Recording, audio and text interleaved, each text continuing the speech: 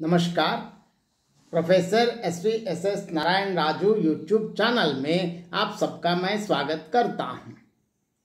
नागमती वियोग खंड से संबंधित विभिन्न पदों की व्याख्या की इस श्रृंखला में और एक पद की व्याख्या अब मैं करने जा रहा हूं। सबसे पहले पद देखेंगे। लाग क्वार नीर जग घटा, अब हूँ आऊं पिब पर भूमि लटा, तो ही देके पिब पुलहई काया, उतरा चित्त फेरी कर माया, उये अगस्ति हस्ति गन गाजा, तुरई पलनि चढ़ई रन राजा, चित्रामित मीन गर आवा, कोकिल पिव पुकारत पावा, स्वाति बूंद चातिक मुख परे, सीप समुद्र मोती लाई बरे,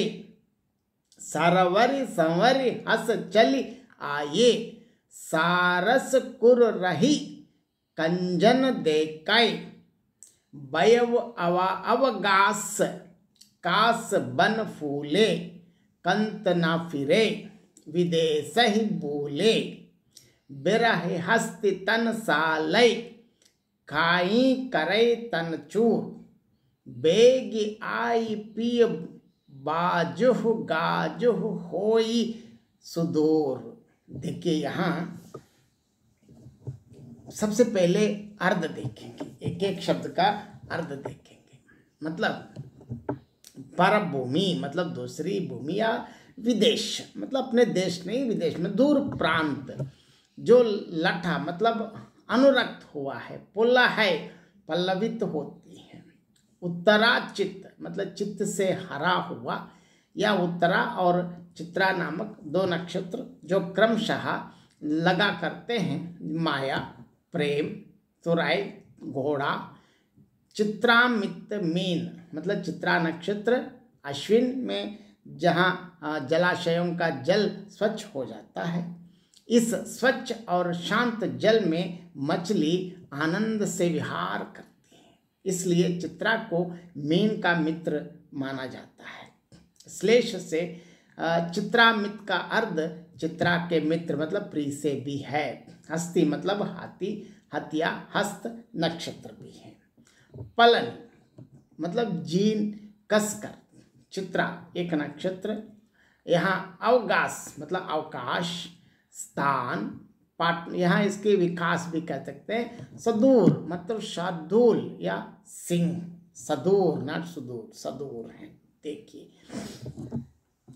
और एक बार मैं यहाँ पद की जो शुरू करके मैं लाग क्वार नीर जग घटा, अब आव पिव पर भूमि लटा। देखिए अब प्रकृति में क्या क्या परिवर्तन आए हैं और पति को किस प्रकार वो वापस आने के लिए बता रही है। अश्विन का महीना लगा, जलाशयों में पानी कम होने लगा। विदेश में अनुरक्त होने वाले पति अब भी तो आओ, क्योंकि जहाँ पुराने समय में जहाँ बारिश या वर्षा ऋतु में हर जगह पानी ही पानी होने की वजह से एक प्रांत से दूसरे प्रांत आना जाना बहुत मुश्किल है, क्योंकि यहाँ पुल आदि ना होने के कारण और हर जगह इस प्रकार पानी से तैर करके आना बहुत मुश्किल है। इसीलिए वर्षा ऋतु में आना जाना भी मुश्किल है। अब वर्षा ऋतु समाप्त हो गए, पानी कम हुआ है, अब तो आने में कोई दिक्कत नहीं। यहाँ पति से अनुरोध कर रहे हैं कि विदेश में अनुरक्त होने वाले, क्योंकि विदेश से मोह के कारण चले गए हैं, अब तो आओ, तुम्हें देखकर हमारा हृदय पल्लवित होने लगेगा। देखिए तेरा चित्त हमारी ओर से उतरा हुआ है, फिर से हमसे प्रेम करिए। ये भी बता रहे, क्योंकि अगर प्रेम अगर नहीं है तो अगर प्रेम है तो वो जाने का सवाल ही नहीं है। गए तो गए हैं, लेकिन कम से कम देखिए यहाँ भारतीय नारी की जो बहुत महानता देखिए। ठीक है आप चले गए, लेकिन फिर वापस आओ, प्रेम करिए। मतलब पति से फिर प्रेम पाना चाहती हैं।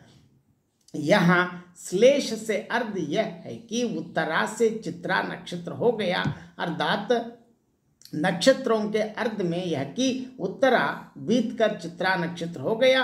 और दूसरा अर्थ ये भी है कि तुम्हारा चित्त मुझसे उतर गया, मतलब कम हो गए हैं, अब फिर से चित्त के भीतर मुझे ले लो, मतलब मुझसे प्रेम करो। और आगे देखिए, अगस्त्य तारा उदय हो गया है, रास्ते साफ हो गए हैं, राजा के हाथी गरज रहे हैं, क्योंकि मार्ग में वे चलने लगे। अब मार्ग में हाथी तुरंत मतलब घोड़ा वगैरह चल रहे हैं, इसका मतलब अब रास्ता बिल्कुल साफ है, आप आने के लिए सुविधा है, कह रहे हैं, मतलब रास्ता साफ हो गए हैं, राजा के हाथी गरज रहे हैं, क्योंकि मार्ग में वे चलने लगे हैं। राजा घोड़े पर जीन कसकर रण के लिए चल पड़ा है।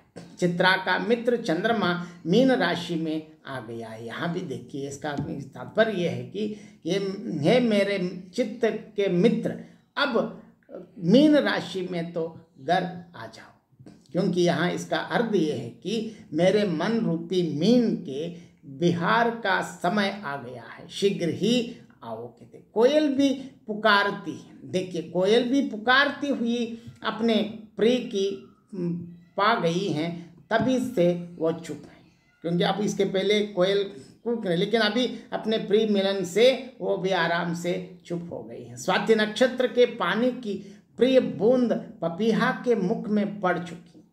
देखिए क्या क्या हुआ है, प्रकृति में क्या क्या परिवर्तन आए।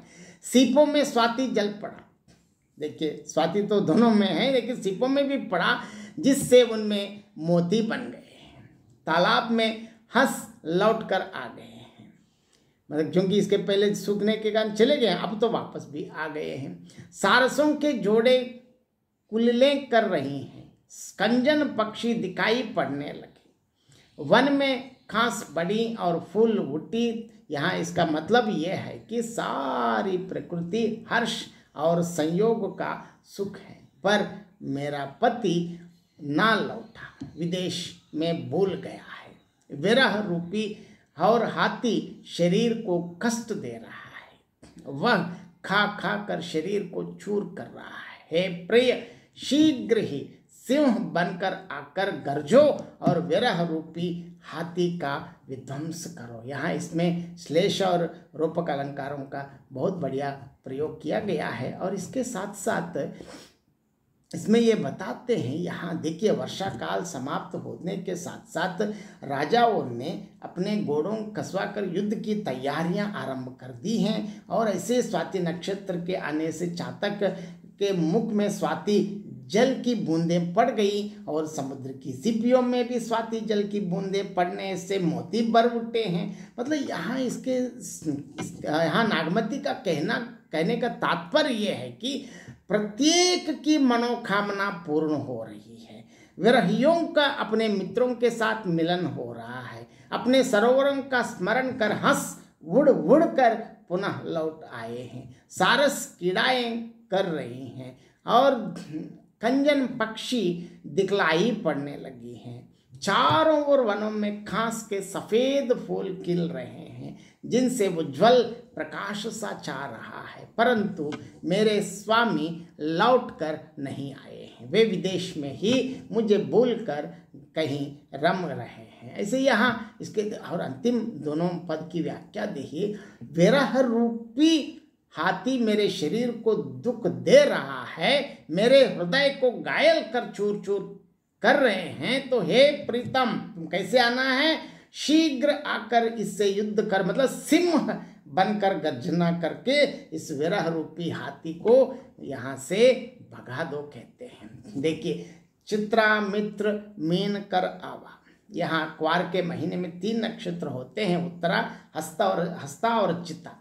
चित्रा या चित्ता के मित्र चंद्रमा भी माना जाता है, यदि यह मीन राशि में क्वार की पूर्णिमा से एक दिन पहले आ जाता है।